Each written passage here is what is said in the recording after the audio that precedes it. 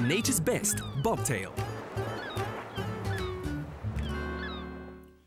Welcome back. You're with Expresso here on SABC3. Now, this morning we are taking a look at crossbreeding when it comes to your pets, and we have got Dr. Jimmy with us in the Expresso studio. Good morning, Dr. Jimmy. Welcome to the show. Well, thank you. Now, what is the influence of crossbreeding on the mind, body, and behaviour of one's pet?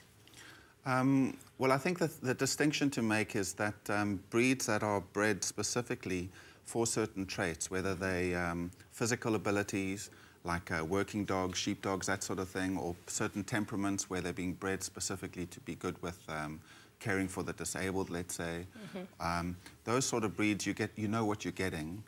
Typically, when you get a dog or a cat or from a certain breed, you get to know from the breed standard what sort of personality they've got, what physical abilities they have, etc. Yeah. When you get a little crossbreed, where you don't know the background or the breeding, especially, then it's more like a lucky packet. You're not sure what you're going to get, yes. And it's more like a generalist rather than a specialist, typically speaking.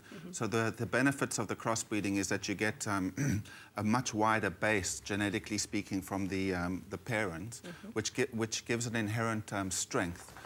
Because of the adaptability coming from the different parentage. So a lot more, they call it a vigor.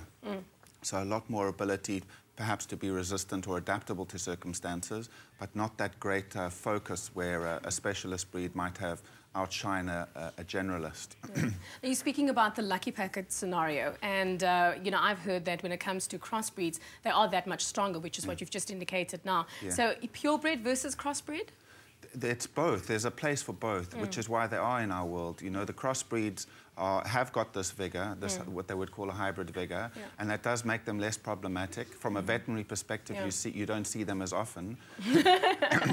Whereas the purebreds, especially if they come from a narrow pool, they can, not only are the positive traits carried forward, but some of the negative traits are carried forward, so they can be problematic. And why is that? I mean, for example, I've got my German Shepherd, you know, and he's a thoroughbred, and he seems to have quite a bit of skin problems, and we have to be careful. We know what we give him to eat when it comes to his nutrition and his health. Yes. And why is it so?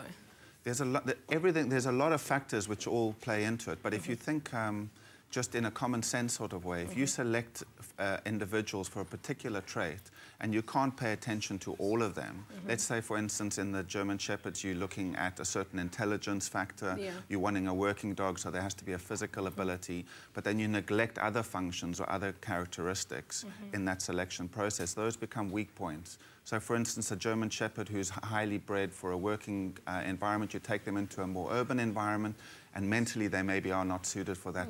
They don't get enough exercise, perhaps. They perhaps haven't got that strong training environment. And so that can then lead to problems where the dog's mismatched to the family or mismatched to the environment. So it's important when you look at breeds that you get the right breed for your family, the right breed for your circumstances and your lifestyle.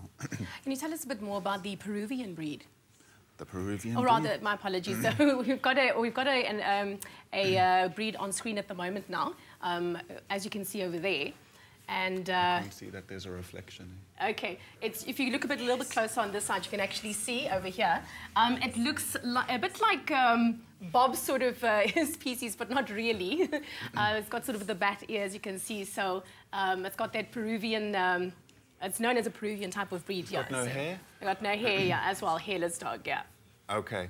So there's a lot of these breeds that have got various traits that are being selected for. Obviously, there's benefits and to a breed like that with no hair, perhaps with no family where there's allergies, for instance, or where you've got like my family. couches and clothes where you don't want the dog's coat on your hair, on your clothes. Now, if one were to select a crossbreed, what should you be looking out for?